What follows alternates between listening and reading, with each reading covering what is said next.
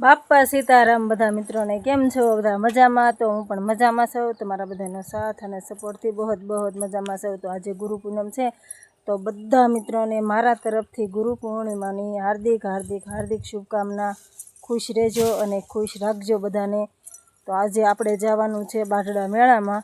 તો હાલો આપણે હવે થઈ જવી નાહી ધોઈને તૈયાર અને પછી જાવી બાઢડા મેળામાં. ત્યાં સુધી વિડીયોમાં બન્યા રહેજો. તો જવો મિત્રો, અમે નાહી ધોઈને થઈ ગયા છીએ કમ્પ્લીટ અને અમારી ગાડી પણ થઈ ગઈ છે તૈયાર. અને આ બાજુ અમે ઘરને તાળા બાળા મારીને થઈ ગયા છીએ તૈયાર. તો અમે જાવી છીએ હવે બાઢડા મેળામાં.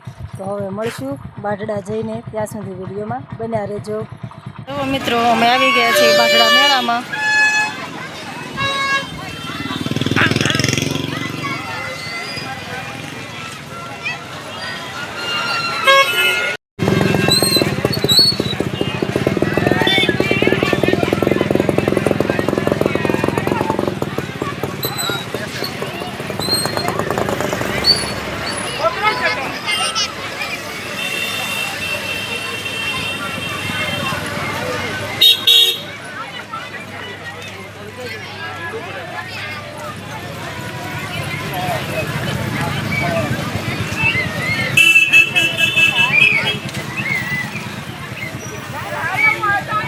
આ છે બાઢડાનો મેળો અને ત્યાં છે ફાટક.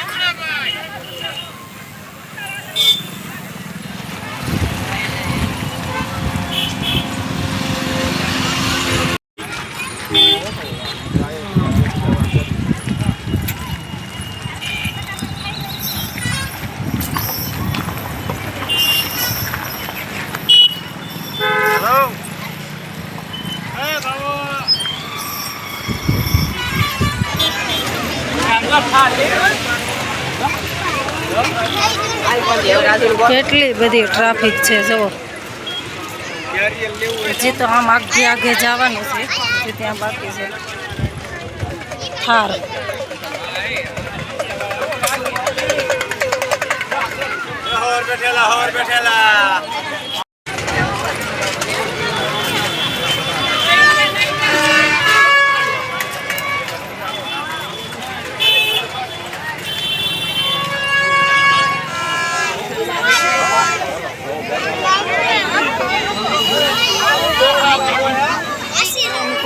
આવતા વખત તો હાડીઓમાં જ ઘૂસવાઈ ગયા. આવતા વખત તો હાડીઓ મેળા પાસ કરવા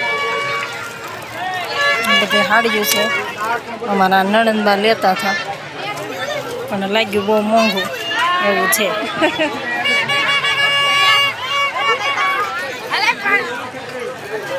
ડ્રેસ ગોતે છે.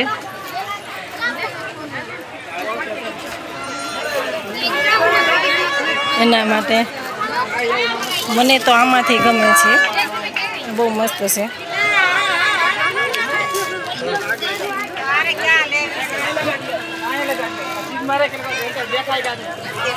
આમાંથી મને ગમે છે પણ થોડોક ભાવ વધારે કહે છે.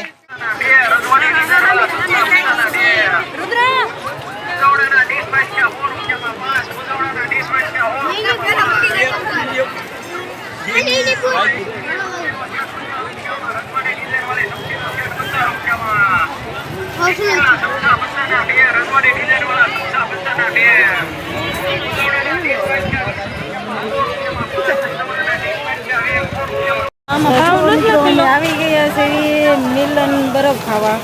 આ છે મિલન બરફ ખાવા અમે આવી ગયા છીએ. તમારે લોકોને ખાવો હોય તો આવી જજો.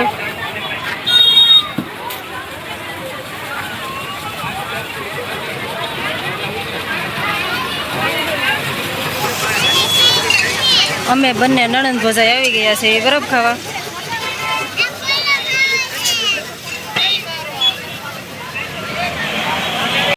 મિત્રો અમે તો બરફનો ભાવ પૂછીને જ પાછા આવતા રહ્યા, કેમ કે બરફની ડીશના છે 60 થી 100 રૂપિયા. એટલે અમે તો ભાવ પૂછીને જ પાછા રહ્યા છે.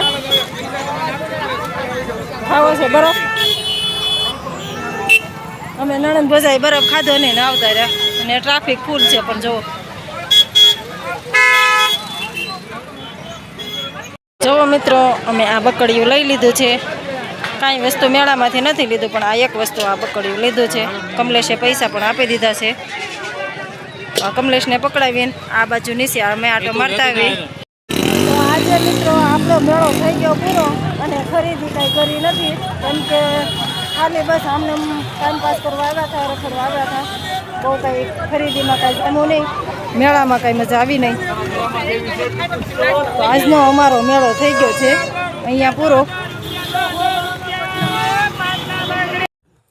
તો મિત્રો આપણે મેળામાંથી આવી ગયા હતા, આવી અને થાકી ગયા, એટલે સાંજે આવીને રસોઈ બનાવી, ખાઈ પીને સૂઈ ગયા. અને વિડીયો એડિટિંગ કર્યો ને થોડોક બાકી હતો, એ અત્યારે આપણે વિડીયો બનાવીશું સવારમાં. તો મેળામાં કાંઈ બહુ મજા આવી નહીં, કાંઈ જામ્યું નહીં, બહુ કાંઈ હતું નહીં, બધી હતું વસ્તુ જૂની અને ભાવ પણ નહોતા પૂછાતા.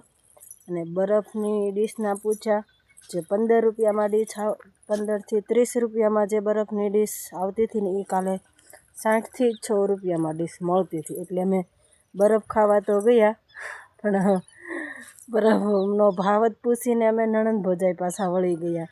અમને એમ હતું કે અમે બરફ ખાશું એક ડીશ, પણ અમે કાંઈ ખાધી નહીં અને પાછા વહી આવ્યા.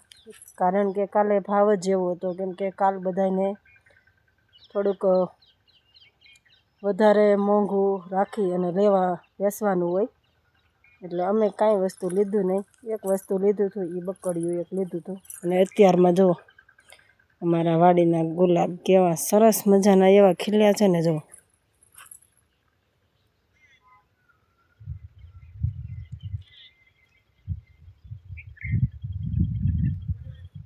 જેમ બાકી અમારા વાડીનો અહીંથી સામે ઘર છે, અને તેની સામે જ ફીટ રાઈટ છામ જ તે આપણે ગુલાબ વાવ્યા છે, અને સાથે નાળિયેરી પણ વાવી દીધી છે. એટલે આપણો બગીચો થઈ ગયો છે સરસ મજાનો. અને આ છે અમારે કેવલભાઈનું ઘર. ટ્રેક્ટર છે, ટ્રેક્ટર બિસારું દડી ગયું છે. અને આ બાજુ છે અમારે આ કૂવો છે. કૂવામાં ઝાડવા કંઈ કપાતા નથી, એટલે આવો ઘેરદાર થઈ ગયો છે. અને આ નાળિયેરી બધી વાવેલી છે, જામફળી છે, આવું બધું છે, પપૈયા છે. અમારી વાડીએ બધું ફરતું ફળિયું, જે આપણે ફળિયું આંગણ કહેવાય ને, આંગણ એ ફળિયાની ફરતે બધું વાવી દીધેલું છે. અને આ વર્ષમાં બધું ફળિયું છે, એટલે ત્યાં અહીંયા કે અહીંયા આ બાજુ આપણે ખાટલા રાખીને બેસીને, તો આ પહેલાં ગુલાબ છે ને, આ ગુલાબ તેની સુગંધ બહુ મસ્ત આવે. કેમ કે અહીંયા બેસીને આપણે જો અહીંયા ખાટલા રાખીને બેસીને, તો આ ગુલાબની અહીંયા સીધી સુગંધ આવે. એટલે અમારે કોઈ પણ મહેમાન આવ્યું હોય ને, તો અમે અહીંયા ખાટલા રાખી, અને ઝાડવાનો છાંયો પણ હોય, એટલે આ ગુલાબની સરસ મજાની સુગંધ આવે. તો મિત્રો આપણે અહીંયા બ્લોગમાં હવે એન્ડ કરવી છે બ્લોગનું. તો અમારો બ્લોગ જોવાનું ભૂલતા નહીં. અને હા, વિડીયો પસંદ આવે તો લાઈક અને સબસ્ક્રાઈબ, અને હા, શેર તો જરૂર કરતા જાજો. જય માતાજી, જય મોગલમાં, આવજો.